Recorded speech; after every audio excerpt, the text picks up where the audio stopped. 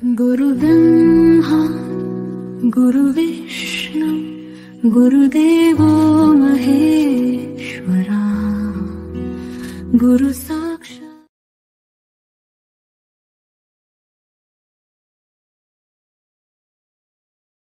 অনেক সময় বাবার জীবনের ভুলের বোঝা ছেলেকে নয়, মেয়েকেই বয়ে নিয়ে যেতে হয়। বাবা জীবনে যে ভুলগুলো করেছিলেন সেই ভুলের বোঝা চেপে বসে শুধুমাত্র মেয়েদের কাঁধেই।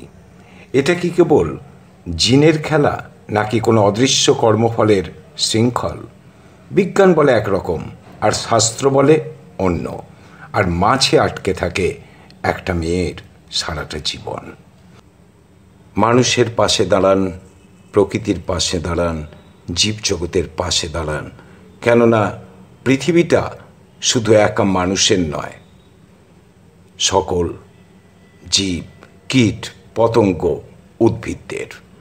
মানুষ যদি মনে করে এই পৃথিবীটা শুধু মানুষের জন্যই, ঈশ্বর কিন্তু সেটা মেনে নেন না।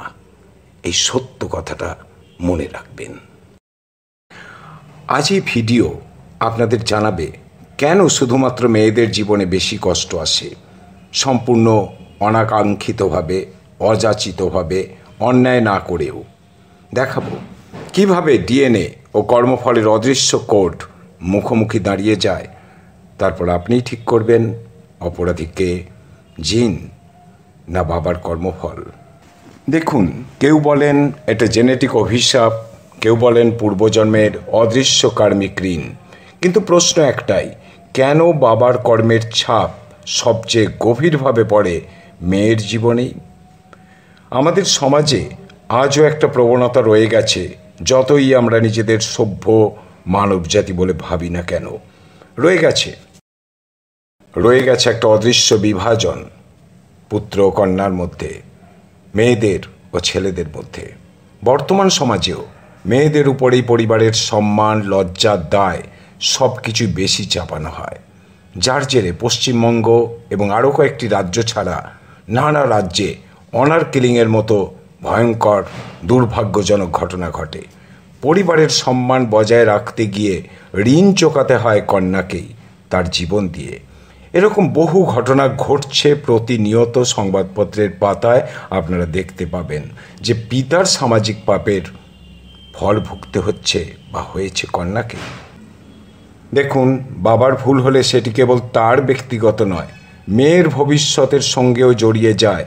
বিয়ের সুযোগ, সম্পর্ক, এমনকি সামাজিক মর্যাদা, সব কিছুতে মেয়েরা বাবার কর্মের মূল্য দেয় বা মূল্য চোকায়। ছেলের ক্ষেত্রে সমাজ কিছুটা ছাড় দিলেও মেয়েদের উপর এর প্রভাব প্রায়শই দ্বিগুণ হয়। এটা কি রক্তের বন্ধন, জেনেটিক্স, নাকি জন্মের পূর্বে আত্মার চুক্তি? তাহলে প্রশ্নটি শুধুই বা মেয়েদের ক্ষেত্রে কেন? এই ভিডিওতে আমি জেনেটিক্স, ফিলসফি, স্পিরিচুয়ালিজম মতে তার ব্যাখ্যা দেব। শুনতে থাকুন আজকের এই অদ্ভুত সত্য আলোচনাটি, আর আপনাদের মতামত লিখে জানান।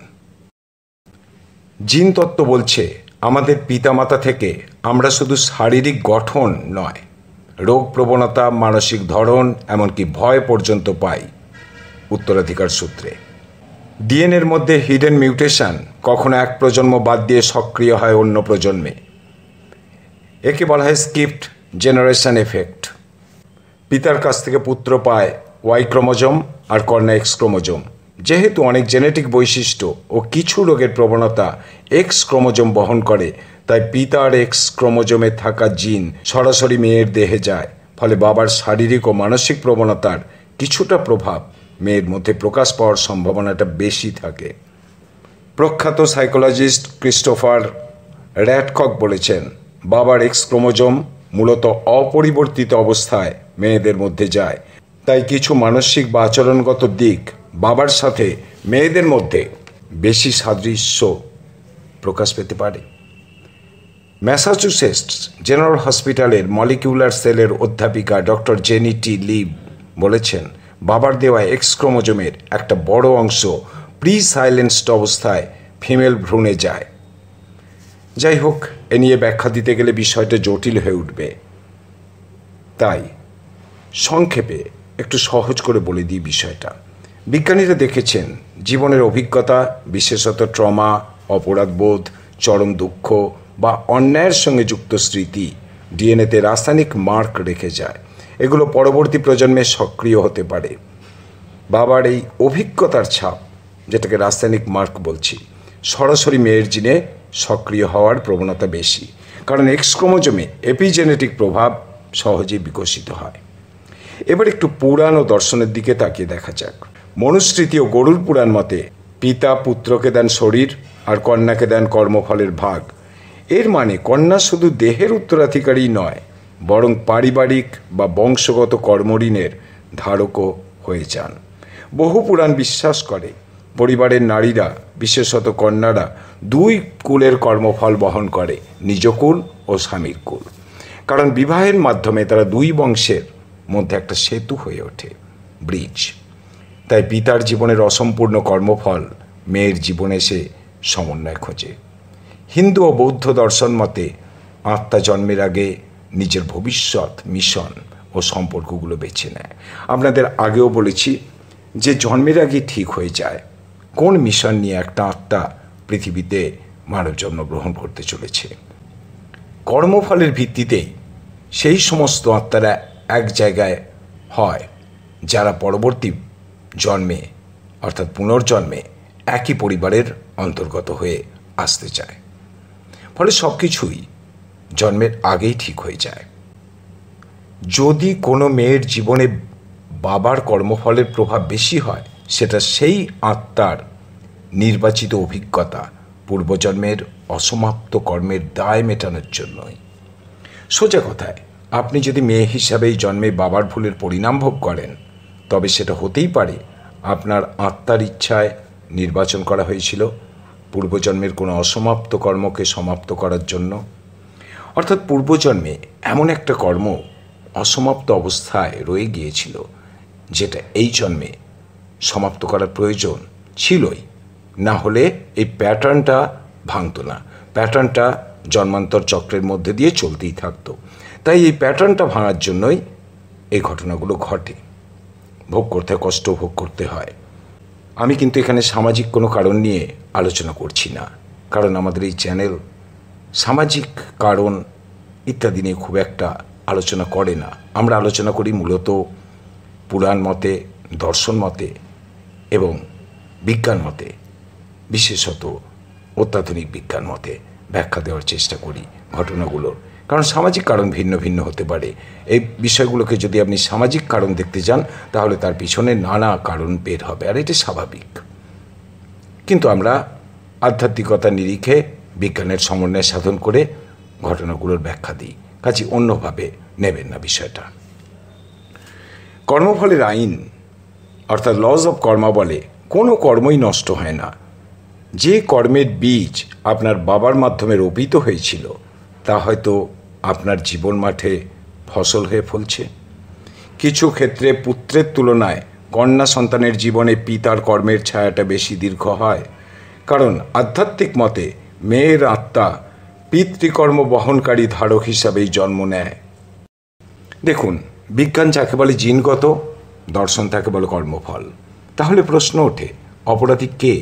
আপনার বাবা, তার জিন, নাকি অদৃশ্য কর্মফল? বলবো।